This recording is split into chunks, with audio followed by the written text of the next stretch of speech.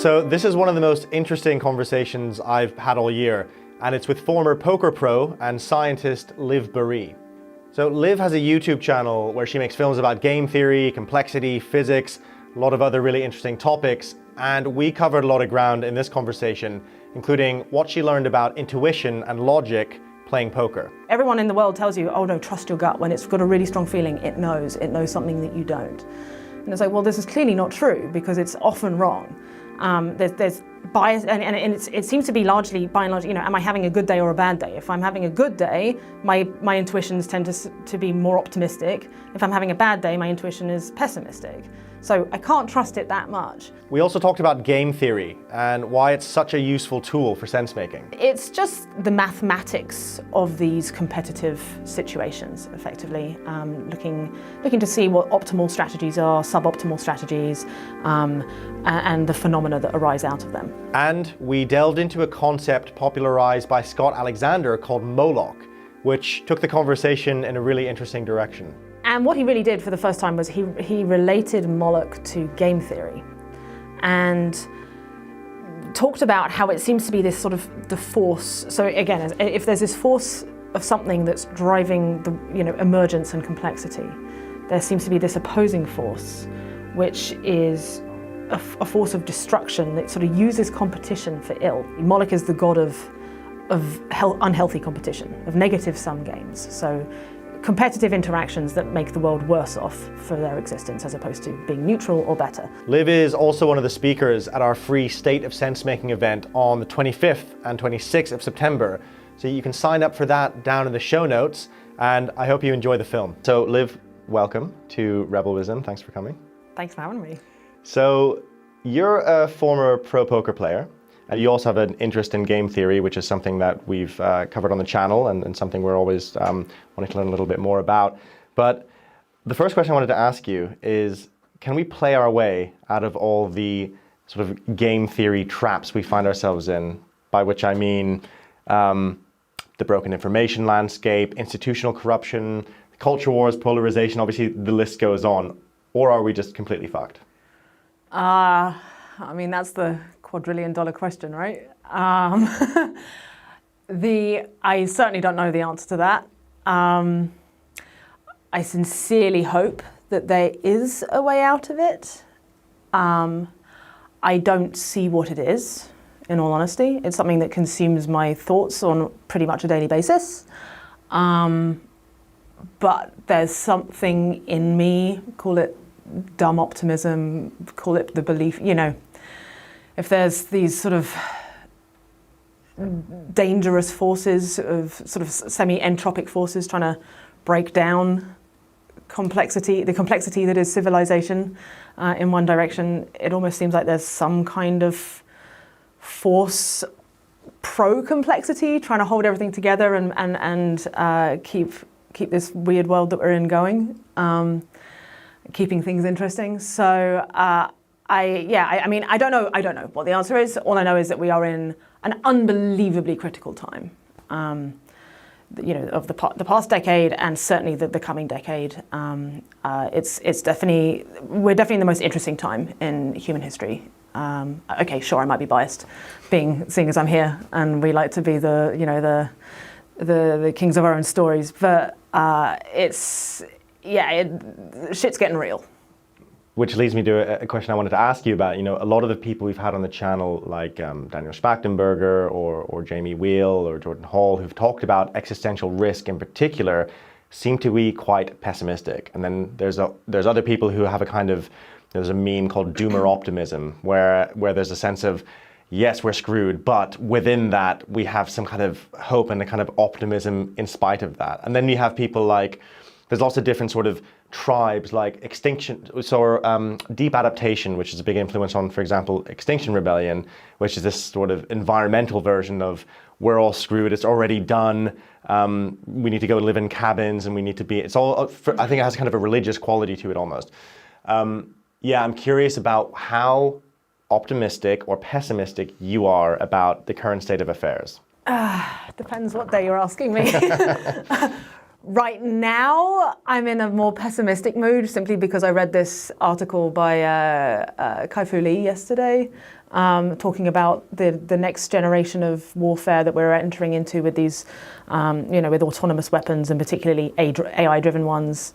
It's not inconceivable within a few years that for $1,000 you can, and a little bit of know-how, basically build an entirely anonymous drone that can take out whoever you want, and it will not be able to be traced back to you. And that's just the beginning. And like you read that and you're just like, I don't see how we will ever make it. So right now I'm in a pessimistic mood, but after the weekend I did like a little Burning Man ceremony and just felt the magic a little bit, and I was like, no, we're gonna make it, And it's weird, it's like I mean, you could almost say, is it like a sort of left brain, right brain thing? Logically, I don't see a way out of it, but there's like some intuition in me that feels like we're going to make it. But then sometimes my intuitions are just like, no, like also, like I don't see a solution. So I don't know.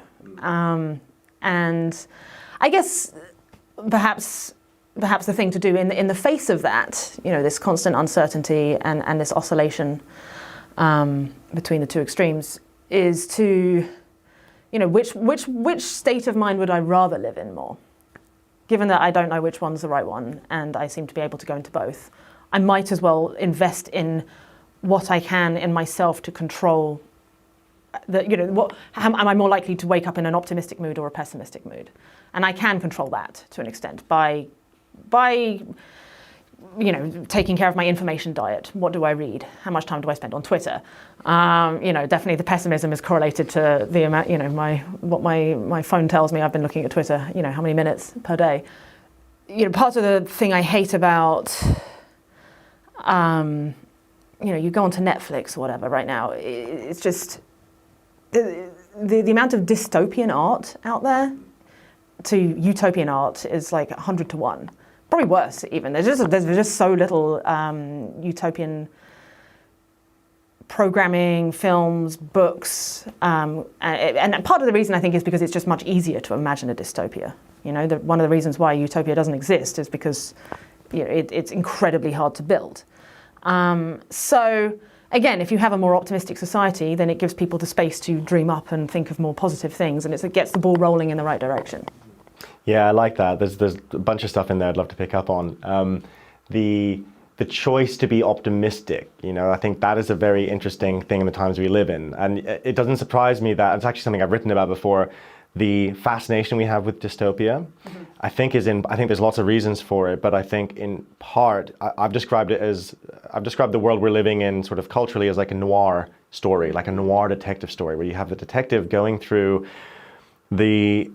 often like encountering different institutions like the church, and okay, it turns out the priest is in on it and corrupt and like corrupt to the core, and then the judges are corrupt and the police are corrupt and everyone's corrupt except for the detective usually, and it plays this kind of chivalric role of the kind of broken but all like roughly altogether pure of soul somewhere in there, right? And they're like, but light in the darkness. Yes, light in the darkness, but they're sort of like hitting the whiskey because like just to be the light in the darkness is so much. And I think there's something in that as a kind of as an image. And there are, and also just kind of, we're recording this not long after the 20th anniversary of 9/11, and the sheer foundational shaking impact of things like 9/11 and the financial crash and many other things that have happened since then in terms of institutional trust. I think we have this sense of being in or moving towards a dystopia. But I'm very interested as well, something you were just talking about, in the optimism within that, right? The kind of, and even so, there is this kind of, there's this hope. So I wanted to talk a little bit about game theory because this kind of points towards a critique I have of game theory. But I thought it'd be cool to just kind of get a bit of a definition of what game theory is before, in case anyone's not really familiar with it. All game theory is a branch of economics, basically, which typically deals with competitive systems, and it looks at the strategic, it describes people or decision makers within it as agents, typically, just so that it's not human-centric. AIs could be decision makers or whatever, mice, rats, and so on. And it's just the mathematics of these competitive situations, effectively, looking to see what optimal strategies are, suboptimal strategies, and the phenomena that arise out of them. You have an interesting position in this because you're a former pro poker player, and so, one could argue, maybe this is wrong, correct me if it is, that you were sort of having to apply game theory under tremendous pressure with high stakes. But I'm curious about, on the table, how much of that is game theory and how much of it is obviously experience and then intuition, which is another thing I'd love to talk about. But, the critique of game theory is often, just like with modern economics, is that it relies on actors being rational. I know not all game theory does, but this idea of rational actors looking after their self-interest, it turns out we're not really rational actors, but I still think it has a lot of value. How applicable was it to your poker career? So, maybe we need to step back a bit in terms of describing what's going on at the poker table. So you will have, obviously, 7 or 8 other people around the table, and your job is to basically sift through all the different forms of information that you're receiving in order to figure out what the optimal decision is. And you've got multiple decision points. And there's a broad range of information that you're receiving, like from, the amount that the person bets, the cards that you have relating to the cards on the board, on the table, the demeanor of the person, about their past experience, how much they've played, but then now their face is doing something funny that you've never noticed before, or they're breathing heavier, or something like that, something they say. So there's a lot of qualitative and quantitative information coming in. And where game theory comes in, really, in the case of poker, typically game theory applies to the strictly quantitative stuff. So, there will be certain probabilities with which other cards will come out, and you know that the sort of odds that are being offered to you based upon your bet and so on. And what that means, based upon that information, effectively in a vacuum, the quantifiable information, is that there will be these mathematically optimal solutions to these different situations, which are, because there's so many possible situations, they're very hard to calculate. It sounds like, so you just need to remember the math. No. But what game theory will do is basically suggest that there are certain strategies that you will want to employ in certain situations based upon this quantified information. But then, of course, there's this nebula of other stuff coming in, but they were breathing funny, which they weren't doing before. How do you quantify that? And so on. And in terms of how much of that nebula sort of applies to your overall decision making, I hate to put, try and put a percentage on it, but it's by and large 90% of the quantified stuff, and then the these sort of fuzzy things around the edge will count for 10% of your decision. A lot of people. So when I first started playing poker back in 2005, no one really understood game theory. No one understood the mechanics of how the game worked, and the best players in the world were basically these they were typically older, kind of hustler types who had just spent decades in casinos. Just seeing the gamut of human behavior and developing really strong intuitions about people. And so often they'd make these strange plays that would turn out to be correct, and they wouldn't even be able to explain to you why they did it. It was purely this sort of automatic, unconscious, intuitive process going on, and their intuitions were basically better than everyone else's. But then when online poker appeared, and we started getting data analysis software and this kind of stuff, now all of a sudden we had data that pros could look at and use to analyze where they were going wrong, where are the leaks in their game. And this kind of, it lifted the veil on what's going on in poker, and allowed people to realize that, okay, there's mathematical solutions to this. And what it meant was that the game basically went through a sort of scientific revolution, away from this pure artistry of just feeling and having a vibe of someone to going, well, actually, look, this is the mathematical optimal solution. I'll stick to this until I get such strong, overwhelming evidence from something else that I might override it. And in some ways I hate this, but in reality, like, you cannot be a top professional these days without having that mathematical foundation. No one's intuitions will be able to surpass knowing, if you're playing against someone who's playing a game theory optimal style, even though in some ways it's kind of robotic, you just can't beat it by pure intuition alone. But of course, if someone is now playing not quite perfectly, now you can have these other fuzzy skills. You can bring in these fuzzy skills to figure out how to exploit their mistakes. But yeah, the very long-winded way of answering, basically, it's by and large a very mathematical game, over 80-90%. That's really interesting, fascinating. I really like that, the kind of laying out. I got a nice image there of the various sort of data points that are happening, many of them at the same time, which is a bit like, I mean, that's, trying to make sense of something online is a little bit like that as well. Yeah, and it's interesting, like the particular, so the game of poker, I think, we can look at also life in general through that lens in a lot of ways. I also have this kind of yearning for being purely intuitive, right? But I also am aware that intuition really does lead us astray a lot of the time, right? Especially when we're trying to make sense of complexity.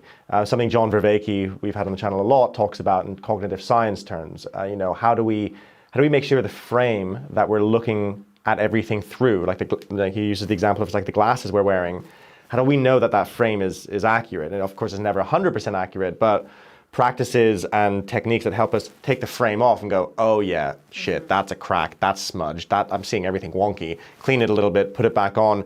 And that process of continuously regenerating our frames, I think, is kind of more important than ever. At the same time, there is something, well, I would use the term kind of like transcendent or magic about the power of intuition, right? And so, when we're looking at something like, well, actually, to rewind a bit, I mean, I see this come up in culture a lot. I'm sure, this has been a real trend of people trusting their own intuition over, say, the opinion of experts. That happens a lot now. And there is good reason why we don't necessarily trust experts. I read an article recently which was, making the point about America had access to the absolute best experts in international relations, counterinsurgency, etc., for 20 years. And yet the pullout of Afghanistan was a complete catastrophe, right? Unlimited budget almost, unlimited credentialed experts. A few experiments have been done where an educated, so there's a caveat to this, someone who's decently educated on a topic, trying to predict the future based on that information, gets about, the score is roughly in line with a credentialed expert. So, and I'll put in the show notes probably the article that it was from. I actually read it this morning, I think. It raises an interesting question though, right? So we need to be able to have some way of not getting completely deluded by our feelings and our intuition, which it tends to do. And every time I notice it's happened to myself, I'm like, ooh, that's a bit embarrassing. I really shouldn't have been so certain. But it keeps happening, obviously, because we're human. And then at the same time, we need to know how to trust it in some way. I think. So I'm curious to hear your journey with this, because I know you were kind of at one point sort of anti-intuition, and you've gone kind of in a bit of a journey with it. Yeah, I mean, I started out, prior to poker, my decision-making process was just a delightful mix of deep overconfidence and emotionality. I was a highly emotional, I was a 20-year-old girl who thought she was the bee's knees at everything and hadn't learnt about life yet. And then poker came along and didn't always, the great thing about poker is that it's like got these like quite tight feedback loops where, well, just tight enough so that you will eventually realize that you're clearly not doing something right because you're losing money, but loose enough where you can still be deluded for a while about your relative skill level, because there is this luck factor. And so part of the hardest thing is figuring out when things are going wrong, is it because you're making bad decisions or is it because luck is not on your side? Because it can be both or a mixture of the two. So, you've got your system one, which is like the classic like intuition, this unconscious process, and then system 2, as I call it, well, Kahneman calls it, which is like the voice in your head. You know, what's 471 plus 86? That'll be your system 2 at work. So then I was like, okay, so really what poker is about this linear system 2 stuff, this thinking things through, like solving a math problem, and which it by and large is. And then I would sometimes try and, you know, I'd be playing and I would, you know, facing a big difficult decision. Someone's put me all in on the river. I'm facing my tournament life, you know, heart's pumping in my ears, and my gut will be saying, "Oh no, fold, fold, fold. They've got it this time," and the maths will be saying, "Cool, no, you've got to call. You've got, you know, your hand is statistically good enough to do so," and I would, for a while, I would be like, "Well, my gut is so strong. I'm going to just listen to that," and well, I don't know whether it's more often than not, but on a sufficient number of occasions, my gut was completely wrong. I was like, this is interesting, because everyone's been telling me, you know, but everyone in the world tells you, oh no, trust your gut. When it's got a really strong feeling, it knows something that you don't. And it's like, well, this is clearly not true, because it's often wrong. There's bias, and it seems to be largely, by and large, you know, am I having a good day or a bad day? If I'm having a good day, my intuitions tend to be more optimistic. If I'm having a bad day, my intuition is pessimistic. So I can't trust it that much. And, you know, that was sort of then, I did my TED Talk a few years after that, where, and I still stand by the contents of it. Basically, I shit on intuition a little bit, saying, you know, if you Google it, the internet tells you that it's this perfect source of knowledge. You should never second guess it, always trust it, and so on. And I think that's actually very dangerous advice, because there are some things your intuition is really good for and some things it's terrible for. And the main, you know, without going into the details of what all those things are, the main thing is basically, if it's a decision you've made many, many, many times, then your intuition is going to be pretty good. Which is why our intuitions are often quite good around like social things. You know, you meet someone and you get like a weird vibe off them and you don't quite know why. You know, you've met a lot of people. By the time you're in your 30s, you've met a lot of people. Chances are your intuition is fairly good and you should listen to it. But if it's, you know, if you've started a new job and you're solving difficult problems that you haven't quite figured out how to do the like logic for yet, relying on your intuition isn't a good idea either, because ultimately it needs some data and experience to be based off. As far as we know, it's not this purely magical thing. Might be sometimes, but we'll get to that. So then I sort of went into this like deep skepticism of using intuition. Certainly, you know, and certainly my message was don't over-rely on it, be very careful, because it can be biased. But then, more recently, funnily enough, after a conversation with Daniel Schmachtenberger, who always manages to, like, anyone who has ever met him, he just like shakes people's brains up. One of the things he said to me, we hadn't had much of a conversation, but he pulled me aside. He's like, you need to get in touch with your feminine side a bit more. And I was like, what? What does that mean? And it initially like annoyed me, because I was like, what? Because I had historically sort of associated femininity a little bit with weakness. I've always kind of been attracted to typically male pursuits, you know, physics, heavy metal, poker, you know, it's all very predictable. To the point where I then started to associate feminine things with weakness and so on. But it was just that I didn't quite understand what femininity is. And what it kind of, you know, if masculinity is kind of like this outward seeking, looking for firm, strict type ways of defining and viewing the world, femininity is this more sort of passive, inward facing, reflective form of thinking, a form of wisdom. It's just like another form of wisdom. And that's what I think he was getting at, basically. He's like, play around with your feminine side and it will enable you to start listening to your intuition a bit more and respecting it. And he was absolutely right. And since I started doing that, I don't know, life just became a bit easier. And just I don't know. I just felt like more of a whole person. It's hard to describe. It sounds a bit weird, but it was kind of cool. I really like that explanation of when intuition is useful and when it isn't, right? It reminds me so there's something I've been quite influenced by is the work of a guy called William Duggan at Columbia Business School, and he talks about strategic intuition. And strategic intuition is basically so he talks about creativity and innovation through it, but has these 4 different stages of how we come to new ideas and how we kind of get new insights. And the first one is examples from history. So you've done, like you said, you have lots of experience in the thing. It might not even just be in that thing. You have a whole database in your brain of, like you use the example of social interactions. So that we have all these different kind of social interactions there in our unconscious, in the library of our memory. Mm-hmm.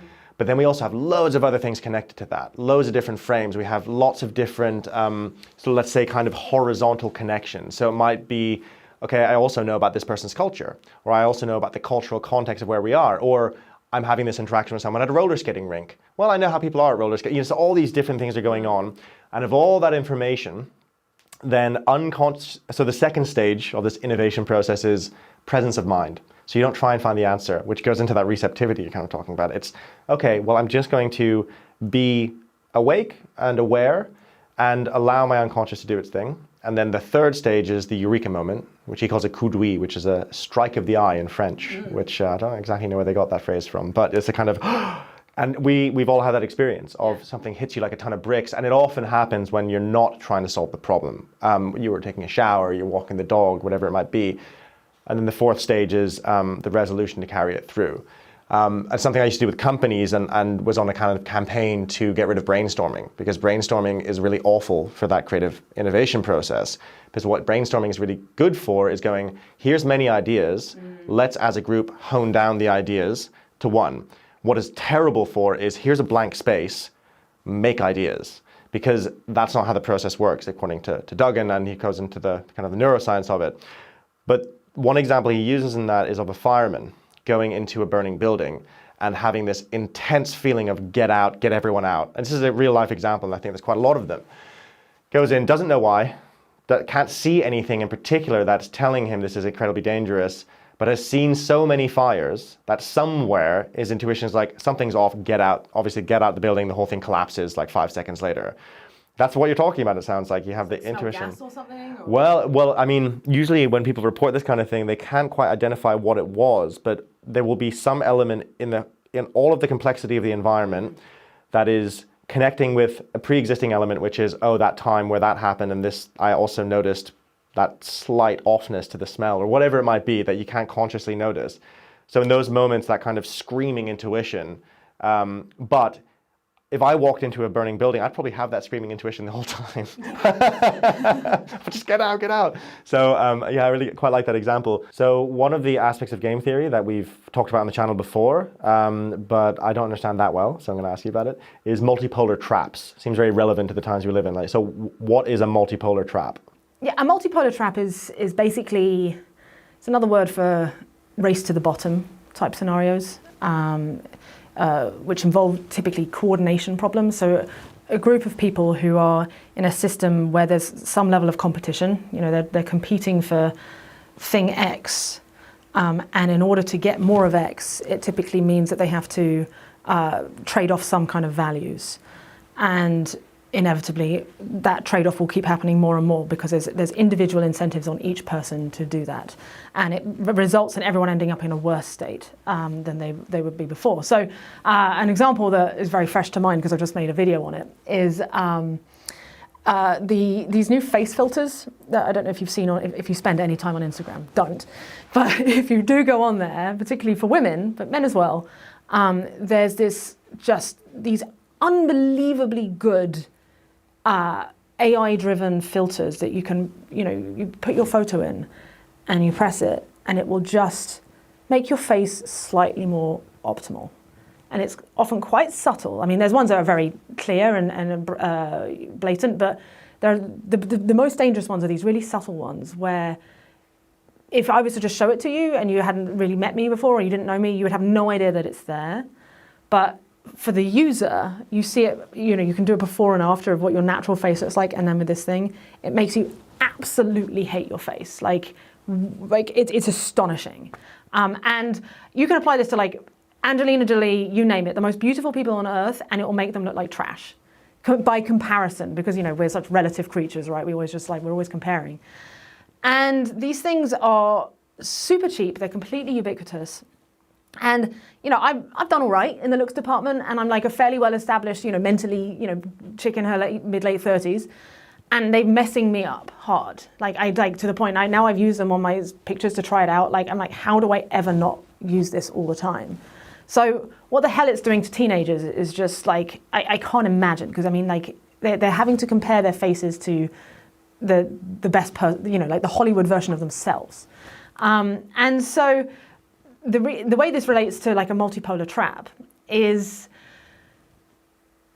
individually, even if someone knows that this is bad for them to use this, and they know it's bad for like their followers to, you know, to be posting these pictures because it makes their followers feel worse about themselves. If you're trying to make it as an influencer on Instagram, how do you do that? Well, you want to post the best pictures of yourself possible. Like, typically beauty and sex sells ultimately. So individually, everyone is incentivized to actually use one of these apps. And then even if people get together and say, like, this is bullshit, we shouldn't be doing it, you know, it's bad for us and for everyone else, ultimately it's still such a competitive rat race that there's such a pressure on everyone to quietly go and use one, particularly as no one can really tell if you're using it. And then people will suspect that others are using it anyway, so then they're like, well, I might as well. And then basically everything falls back down again. So it's impossible to get like a solid pact going where no one uses these things because of these incentive pressures. So it's turning beauty, because beauty was kind of historically considered to be something that correlated with health, right? That's kind of how it originally emerged back in, you know, presumably in prehistoric times. Females wanted to mate with males that showed signs of evolutionary fitness for their environment. But then there are points like with peacock feathers and so on, where sexual selection and like what's good for your environment, you know, for your survival can like decouple and diverge. And then you start optimizing for this like secondary trait. And, you know, so basically where beauty can get decoupled from health. And that's, to me, these apps are like the ultimate example of that, because we know they're unhealthy for us mentally. Like there's tons of studies out there which are showing this just actually really, really bad for teenagers in particular. And yet because they make us look so good, we can't stop using them. So yeah, that's like a multipolar trap where you just can't get everyone to agree to not use them. Yeah, that's a great and terrifying example, isn't it? It's quite, yeah. I mean, it's a very mild example, actually. You know, in the grand scheme of multipolar traps, there are much, much more dangerous ones, you know, like AI arms races and so on. But it's like a nice little example, because I think it's also a good example because it's something that a lot of people who aren't typically exposed to these kind of ideas can relate to. Another thing that we're kind of skirting around is the topic of complexity. And you have a background in physics as well, and the kind of complexity theory, what doesn't necessarily come from physics, but I think it's kind of the physics. Definitely. Yeah, I mean, like brother and sister. They're like brother and sister. It's kind of the home of complexity theory. So why are you interested in it? What is it about complexity theory you find useful? I mean, it's just, it's kind of the study of what is, right? Because, I mean, whether or not you believe in aliens, like the Earth, what's going on Earth right now is just so, from a computational standpoint, it's probably the most complex thing certainly within our pocket of the universe, in my opinion, and probably the observable universe. And it's this weird, you know, it's kind of poetic in that, like, complexity to describe something that is hard to describe, and even by that we struggle to even come to a definition of what complexity is. So like that's why I just find it so fascinating, because it's like really like the cutting edge. So it's very much a frontier of knowledge. You know, just like there's certain things in fundamental physics we haven't figured out. We just don't have a solid theory of complexity yet as a civilization. We're getting there. And it, I think, will be, again, this is an intuition, but I feel like understanding complexity is kind of essential, or at least having a firmer grasp on it is essential for us to to make it through. You know, we are in a more complex stage of civilization than ever before, and it's only getting more complex. And to an extent, we want it to get more complex because, you know, if we do blow ourselves up, that's a permanent reduction and curtailment of complexity in the universe, which, as I mentioned to you before, I think is very bad. And so, yeah, I just think it's an absolutely fascinating topic. And every time I speak to someone about it, I always learn something new. That's the interesting thing as well. You speak to not even necessarily experts, just asking people to define it. It's like, wow, I didn't think of that before, which is usually a sign that it's a really important topic. Mm. Yeah, and what are some of the elements, I mean, maybe useful if we talk a little bit about the elements of a complex system compared to, well, one useful way in as well is the difference between complex and complicated. Yes. So maybe we could start there, and then we can talk a little bit about what happens in complex systems. I saw a nice definition of complex versus complicated. Complicated is the opposite of simple. So something that has, you know, many different bits and so on, and is, you know, many sort of constituent parts. Whereas complex is the opposite of independent. So the main way a complex system differs from a complicated one is that a complex one is sort of it has this level of sort of self-referentialism, and it has these feedback loops and so on, and also it evolves over time. So a complicated system has lots of different parts, but is otherwise static in time by and large. And so it's you know, if you were trying to simulate it, you could actually simulate it quite easily and also explain it. Whereas a complex system, because there's sort of so many more like levels of dimensionality to it, which are like changing and feeding back into one another, and it's sort of like these sort of sweet spots between all these different dimensions of things, it's very, very hard to describe and also predict, which is sort of relates to this idea of emergence as well, because a complex system is basically something that has emerged from something of a lower complexity. And this process of emergence is often like kind of a black box. We don't understand how and why it happens. You know, like no one could have predicted the internet, even in like probably like 1890, which, you know, in the grand scheme of the timeline of humanity is nothing.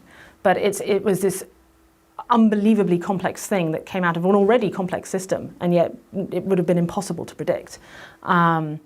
And so, yeah, that's the main difference to me. Yeah, that's a great explanation. I haven't heard that one before. The image that came to me was a complicated system is like a grandfather clock, right?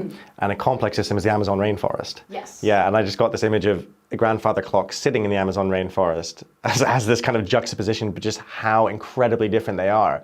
It's really recent that I've become more interested in complexity. And part of what's really exciting me about it, as I'm on this kind of what I feel like will be a very long journey of understanding, is that the sort of Enlightenment project that began perhaps in the 1700s all the way up until now, I would argue, was we can look at the world and figure out how it's like a grandfather clock, given enough time. And then as science has progressed, we've been like, okay, actually, maybe our model was wrong. Maybe the universe isn't like a grandfather clock. Maybe it's a complex system, which I think is pretty much the truth that we've kind of arrived at. But what I'm seeing as I kind of delve into this is just how important complexity is as a framing for so many different things. So many of the things we've talked about on Rebel Wisdom as well, like, you know, trying to make sense of the information landscape, trying to look at the culture wars and figure out, okay, how the hell do we come into some sense of coherence with one another? How do we revive the common so we can actually have a new type of conversation? All of those are complex problems because they're all feeding back on each other. And then there's this hope of emergence, because we don't know, like you said, we don't know what's going to emerge from the interaction of all those different parts. My sense is there's something like a new religion of sorts could emerge, which would be the next thing that completely flips our entire way of working and communicating with each other, because we cannot coordinate right now. And the thing that has helped us coordinate has been that in the past, right? So, I mean, a really appealing meme. Exactly. Yeah. Something that is, and I think I don't think it would look anything like the religions that have come before. And I've argued that it's sort of brewing as we speak online, and then breaching. I've called it the age of breach, because things are brewing online and then breaching into consensus reality. And so far it's been quite nascent, like GameStop or the Capitol riots, where it's like, oh God, that looks like a new thing. And then it's like, well, it'll collapse, but... Yeah. But there's who this knows? undercurrent. Yes, there's this undercurrent. It's like there's like a boundary between Yes, this whatever is underneath there and then what's in our world, and that boundary is becoming more and more looped in some way. Definitely, that's a nice way to describe it. It's like a larger surface area or something, and but you know, things will pop through, and then I mean the religion topic is a whole other thing. I by and large agree that not only will we likely see some kind of new religion, and it almost seems like people want and need that, but I think we should have something. And my main problem I've had with all the past religions is just they're just really unfun. They just, not all of them, but by and large, they're about no sex, no drinking or whatever. Like just, they're the antithesis of partying. And again, like there are some good pockets within some of them, and I think those are the ones that have flourished for a while, and so on. But clearly, it seems to be some part of the human spirit we want to worship. We want to think of something bigger than us. That to me is some evidence that there might be something bigger than us. But regardless, like why not play into that? Why not use that? But at least, I mean, I've been thinking about this for a little while. I think there's value in actually brainstorming collectively. What would we want if we were to design a religion? What would it look like? I think it's worth certainly the viewers of Rebel Wisdom and people thinking about, like, just spending some time to write down 5 things that they would like about religion or something like that, and then we hive mind it and see what comes. Yeah, I'll join right now, straight up. Yeah. Before it even gets developed. Yeah. It's an interesting one. It touches on something we've talked about as well, which is this strange relationship we now have with rationality and reason, and our understanding of what that is, and our conception of ourselves as rational actors when we're sort of anything but, and yet we do have this capacity to take a step back and be reasonable. I'm fascinated by that dynamic in particular, and how it's showing up culturally. This sense of on every side of the political, let's say every tribe in the political spectrum, there seems to be this sense of, I feel like this, therefore this is truth. Whether it's in sort of successor ideology of progressives right now, or whether it's in the kind of rabid certainty of some people on the right about their own views. There's a sense of feeling and emotion overtaking our sense making, and I think often religion has been the necessary place to pour that energy with other people as well. Yeah, and so I think without it, we've talked about this a lot. Adrift. We're totally adrift. In a hurricane. Yes. Yeah. So yeah, I'm curious, and I think it'll be weird as hell. Whatever emerges will be weird. Yeah. So you actually, when we were talking before this discussion, you actually introduced me to a concept I hadn't heard of before, which comes from Scott Alexander popularized it, but it comes from an Allen Ginsberg poem originally, and before that I believe a Sumerian god? Canaanite. Yeah. Canaanite god called Moloch, right? Yes. And I got quite excited when I came across this, and I'll talk about why in a bit. First, we should talk about what exactly it is. It relates to complexity, and there's this other concept called Moloch, and yeah, what is it? Yes, I mean, you summarized where it came from quite well. It was originally it was either the Canaanites or the Carthaginians, I don't know, but it was a god of war that they supposedly sacrificed their children to by putting them into an oven and burning them, so that Moloch would be happy and they'd win their wars. So really, about as dark as it gets. And then it became more popular when Allen Ginsberg wrote this amazing poem called, it's actually called Howl, talking about this thing that sounds sort of analogous to capitalism, making people mad. And then Scott Alexander really nailed it.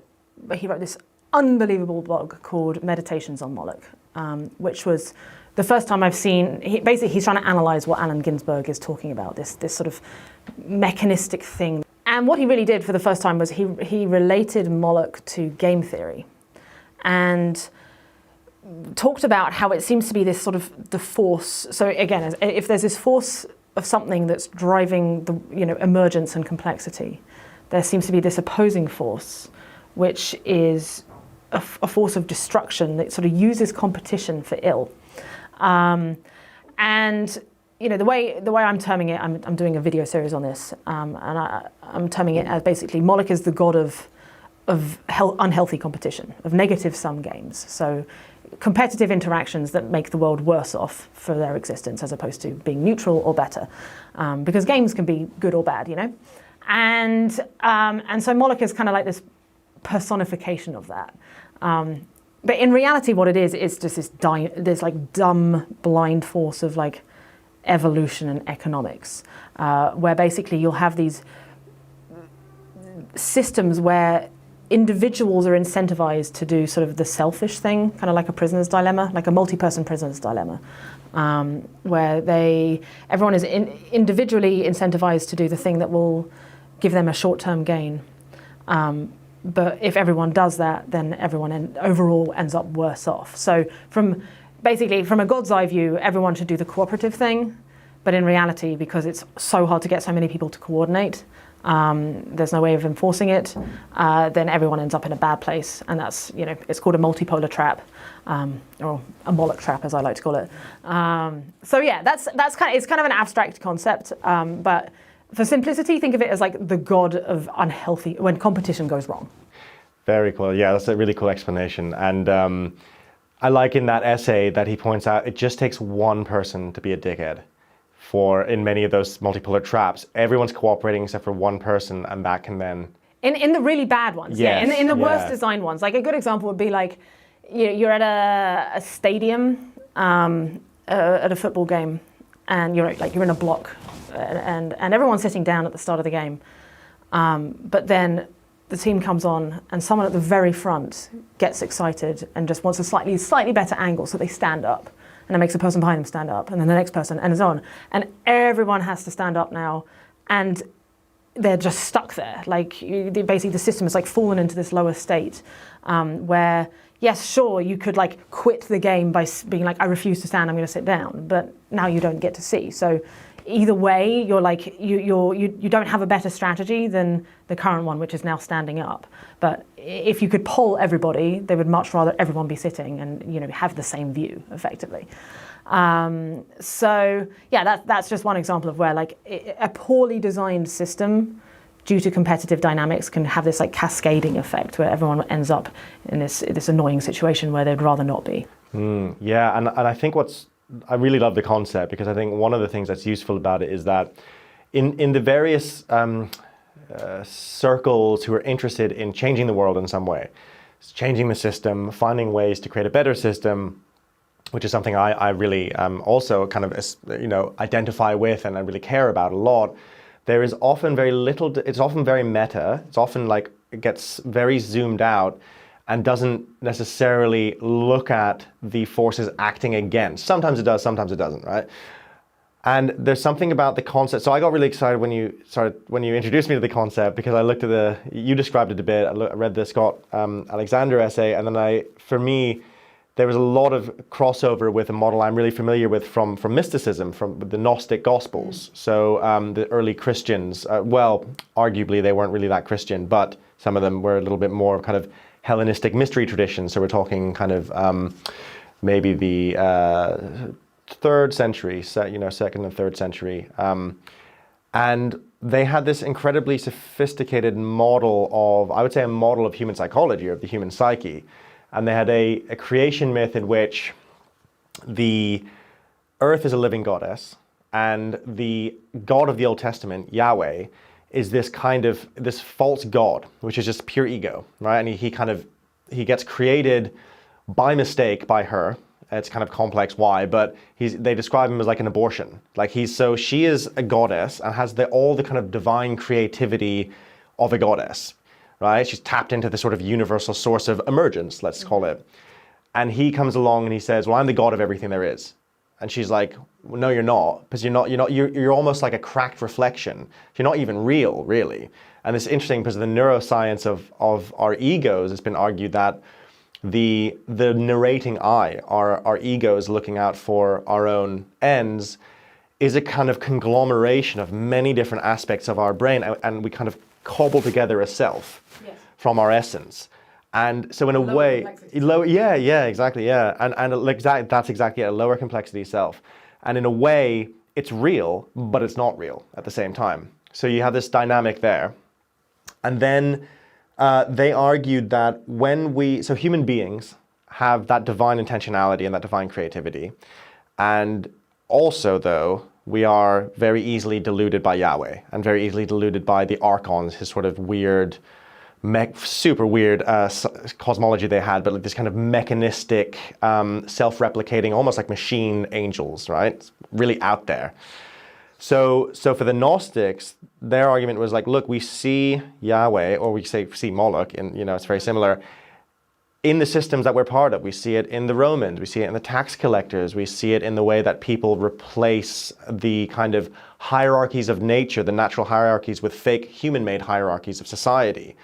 And so they were sort of outsiders, and their argument was you have to tap into the deeper spiritual wisdom inside yourself, the gnosis, in order to kind of liberate. They were like quite, into like liberating yourself, kind of quite psychedelic as well. And Carl Jung was a huge fan of the Gnostics, right? Two of the codices are called the Jung codices because he bought them, basically. He found them after they were discovered. The scrolls were discovered in a cave in the 1950s by two Egyptian farmers. It's crazy. This is amazing. That's a crazy cool story, yeah. And then the final bit of it, for me, the synchronicity was that there's a book on Jung by Peter Kingsley, who's a classical scholar, called, he's also kind of a mystic, which is called Catafalque. And he talks a lot in that book about this this kind of mystical tradition that he argues Jung was very familiar with, which is about prophecy. And the prophecy, a part of knowing who the prophet was that they howled, right? Which is the name of the Ginsberg poem. So I was like, oh, very cool. I know, right? There's a lot of crossovers everywhere. Yeah. And what I love about that is for me, I look at it like, I think they were, and Jung thought they were incredibly sophisticated mappers of of human consciousness. But there's also some aspect to it which can't be quite explained for me, which is that it does seem there is this entropic force that humans that we create from our own. I don't know what your take on it is. Is it, do we create it from our own bad incentives that are built into us, or? I don't think humans in particular create it. I think it's just, again, depending on sort of the mood of the day, it almost feels like it's just like there are these two opposing types of forces going on within the universe, like deeply metaphysical forces, where it's not that it is entropy, but it's like it uses entropy to its advantage. It's basically a thing trying to, I don't know, but Moloch is the way I envision it. It's just that feeling where you are playing something and you want to win so badly. And I know this because I had this I was pathologically competitive as a kid, and it's like eyes on the prize, but to this all-consuming extent, and you can't see anything else. You can't see the externalities of what you do, and all you care about is this optimizing for this one narrow reward. And the byproduct of that is that if you play that out to its logical conclusion, it means that you will turn basically everything into the universe into this one thing. So the ultimate instantiation of that is actually the paperclip maximizer, right? Which is why when you mentioned the Gnostics talking about this mechanization of all these many things of the same thing. Could you describe what that is in case someone isn't familiar with it? Yeah, so the paperclip maximizer is this thought experiment, I think by Eliezer Yudkowsky, of a way a super intelligent AI could go wrong, whereby it's super intelligent in that it's unbelievably good at getting whatever it wants done, but it's stupid into the extent that it was basically programmed to do this one narrow thing, which in this instance, you wanted to make paperclips. I just wanted my AI to make some more paperclips better than what I can currently do. I'm a paperclip maker. But because it's so unbelievably good, it turns everything from, the factory it's in, it figures out how to pull the constituent parts of the atoms, the blood, the hemoglobin in your blood, the iron, extracts it, and, dismantles everything until it can tile the entire universe, anything it can in the universe, into paperclips. Why? Because basically it was so laser focused, eyes on the prize, winning the goal of making as many paperclips, that you end up dismantling the universe into this very low complexity state. So it's effectively like kind of it's analogous a little bit to, the heat death of the universe. Because what is that? It's actually a very low complexity state, where basically it's just like, how would you describe it? Well, it's just homogeneous grey soup. That's all it is.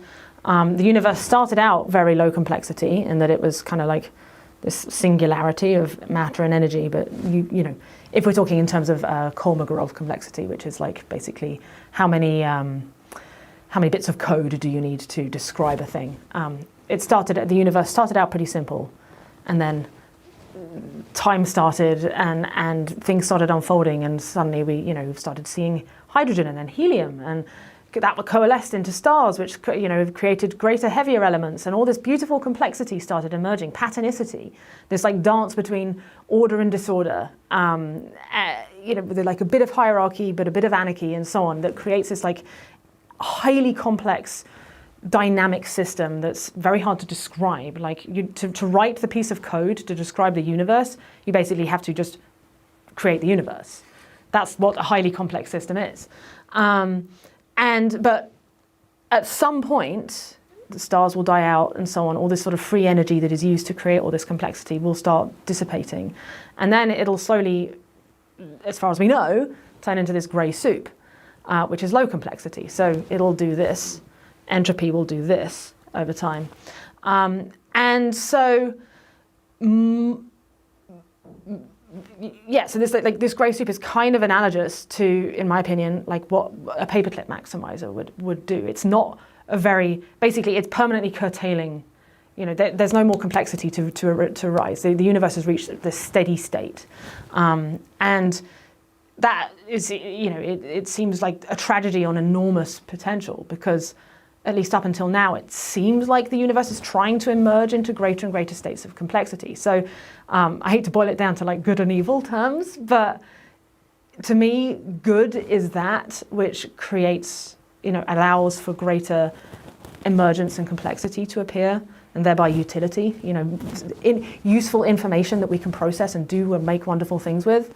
And evil is that which does the opposite. In other words, like, turns things into this like low diversity, high, very basic situation. Whether it's a cloud of hydrogen, which in the Howl poem, Allen Ginsberg describes Moloch as Moloch, who is a cloud of sexless hydrogen.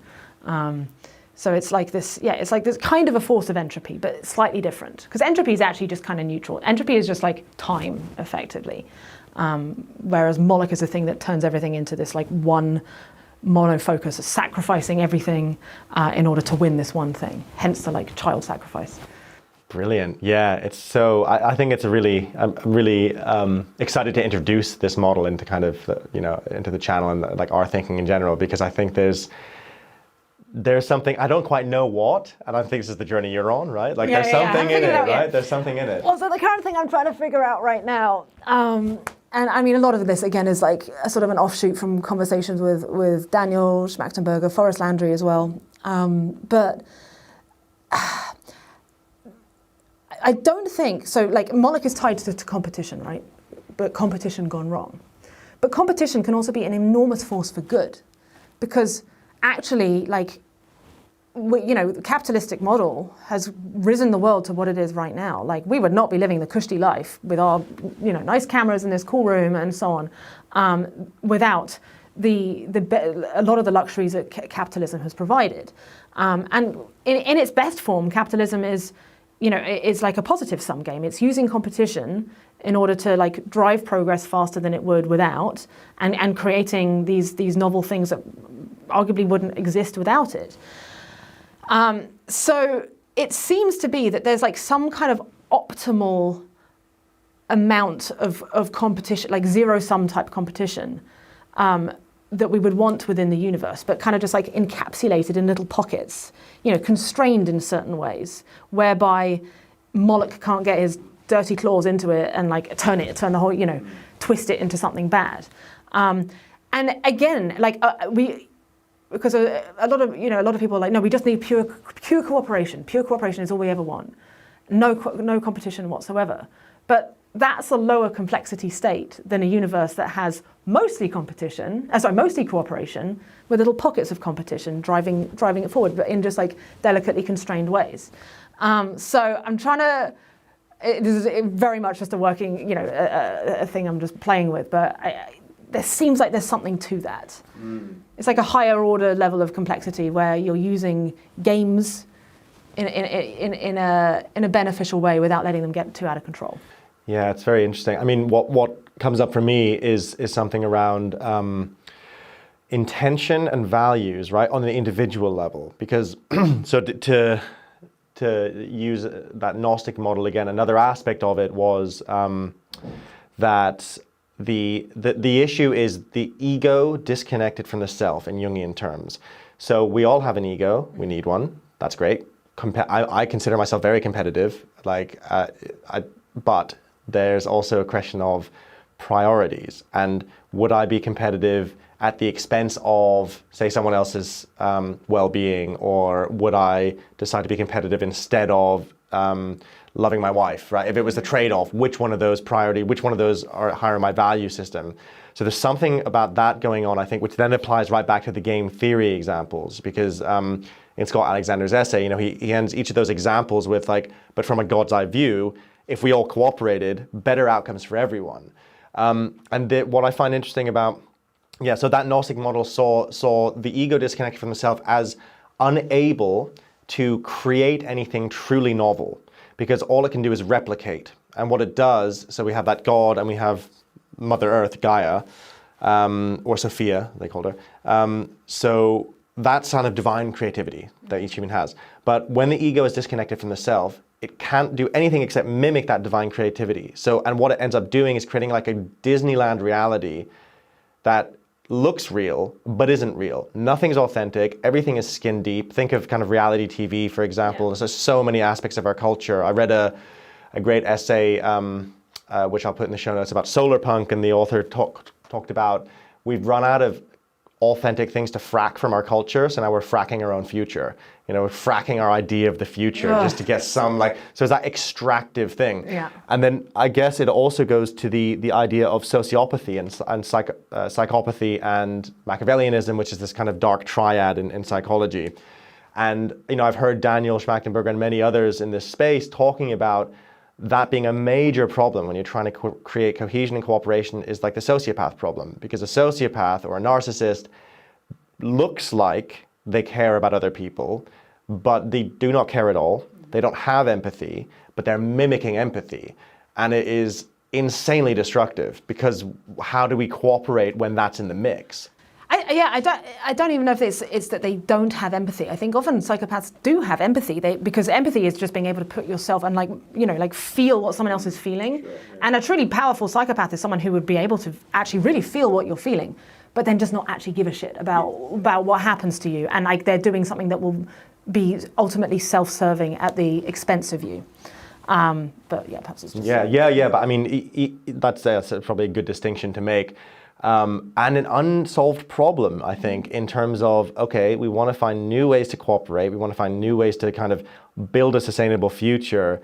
How do we deal with that problem? I mean, it's a really, on the game theory level, it's fascinating. I mean, just on the kind of being a human being level, it's such a big question. I mean, it's about building robust systems whereby a few defectors, of people playing this multi-person prisoner's dilemma, where the system can sustain having a few people do it, because I think it's going to be next to impossible to ever have everyone working purely cooperatively, purely and I'm speaking from really a personal level here, because I was on a game show which was the Prisoner's Dilemma to an extent, and it was a one-time one, and I did I defected. I did the selfish thing by doing the clearly dominant strategy in terms of winning money, which was my goal on the thing. I went in, I was like, I need to win money. So I did the selfish thing, but man, like I'm still getting hate messages from that today, like 14 years later. What was the game show? It's called Golden Balls. It's on YouTube. I hate it. And it's worth watching. It's Did you win? I won, okay. yeah. No, I mean, I played the game perfectly from if you're optimizing for the value of winning money.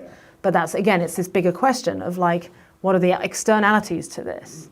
Overall, you know, I was doing the sort of I was doing the strategically. I picked the game theory optimal solution within the definitions of the game. But outside of that, there's other externalities about the value of cooperation, the value of not looking someone in the eye and saying, yeah, I'm going to split this with you, and then actually stealing it, you know? And it taught me like a really important lesson of thinking about the externalities of whatever it is we do. And so, but what we need really is to build a system that is robust enough, complex enough, but in the right way, where it minimizes, where the amount of externalities any one individual can do, negative externalities any one individual can do, are contained and constrained. And I don't know how we do that, but we have to find a way.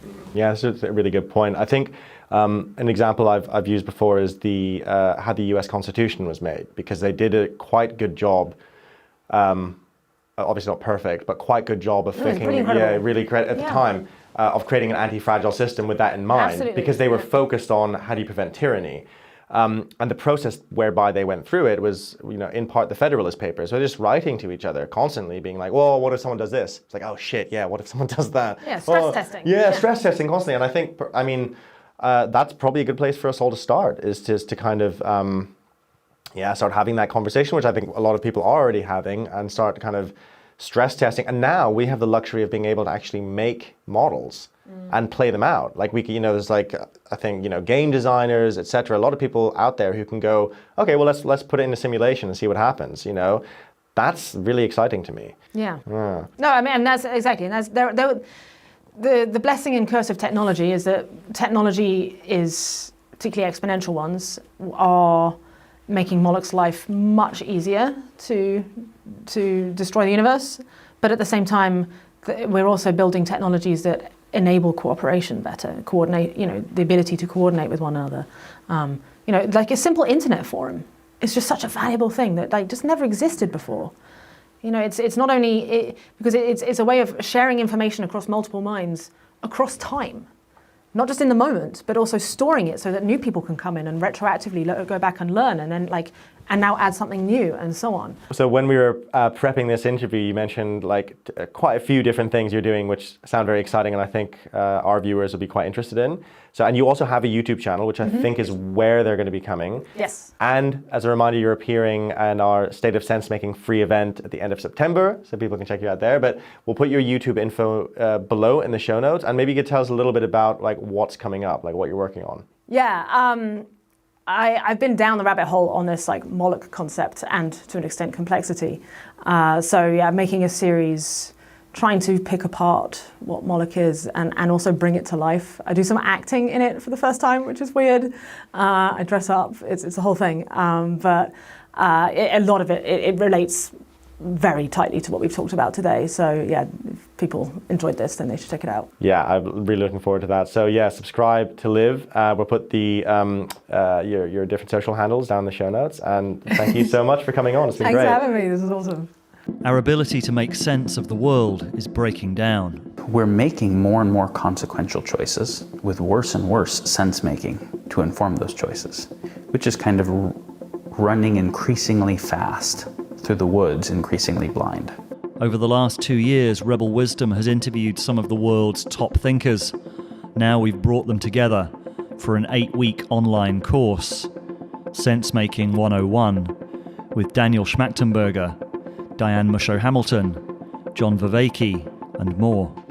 Improve your sense-making, develop your sovereignty, and join a wider community looking to do the same.